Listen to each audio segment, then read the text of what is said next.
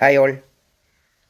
നമ്മൾ Android phone ഉപയോഗിക്കുന്ന ഒരു 85% ആളുകൾക്കും അറിയാവുന്ന കാര്യം, പലർക്കും അറിയാമായിരിക്കും.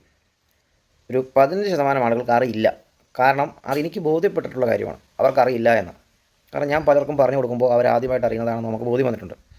ആൻഡ്രോയിഡ് ഫോണിൽ സ്ഥിരമായി ഉപയോഗിക്കുന്ന ആളുകൾക്ക് അറിയത്തില്ലാത്ത ഒരു കുഞ്ഞു ട്രിക്ക്, എല്ലാവർക്കും അല്ല, ഒരു 10-15% ആളുകൾക്ക് മാത്രം അറിയാത്ത ഒരു കുഞ്ഞു ട്രിക്ക് ഞാൻ കാണിച്ചു തരാം. അറിയുന്നവർ ഇഗ്നോർ ചെയ്ത് വിട്ടേക്കൂ, അറിയാത്തവർ മാത്രം ഒന്ന് ട്രൈ ചെയ്ത് നോക്കണേ.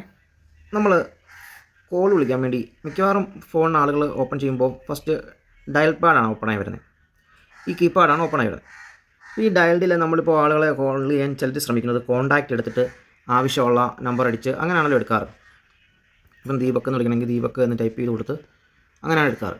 അപ്പോൾ അങ്ങനെ നമുക്ക് ചെയ്യുന്നതിന് പകരം എളുപ്പം വന്ന രീതിയിൽ ഇപ്പോൾ ഓപ്പണായി വരുമ്പോൾ ആദ്യം വരുന്ന കീപാഡാണല്ലോ ഓപ്പണായി വരുന്നത്. 90% ഫോണുകളിലും കീപാഡായിരിക്കും ഓപ്പണായി വരുന്നത്. നമുക്ക് ദീപക് നാളെ വിളിക്കണമെങ്കിൽ ദീപകിൻ്റെ ഫസ്റ്റ് ലെറ്ററായ ഡി കിടക്കുന്നത് 3 അക്കത്തിലാണ്, രണ്ടാമത്തെ ലെറ്റർ ഇ കിടക്കുന്നതും 3 അക്കത്തിലാണ്, വീണ്ടും മൂന്നാമത്തെ അക്കം ഇ കിടക്കുന്നതും 3 അക്കത്തിലാണ്, 4 കിടക്കുന്നത് 7ലാണ്. അപ്പോൾ അങ്ങനെ വരുമ്പോൾ സ്വാഭാവികമായും ഫസ്റ്റ് തന്നെ നമുക്ക് ദീപക് എന്ന പേര് വരും, ആവശ്യമുള്ള നമ്പർ ഡയൽ ചെയ്ത് കോൾ ചെയ്യാം.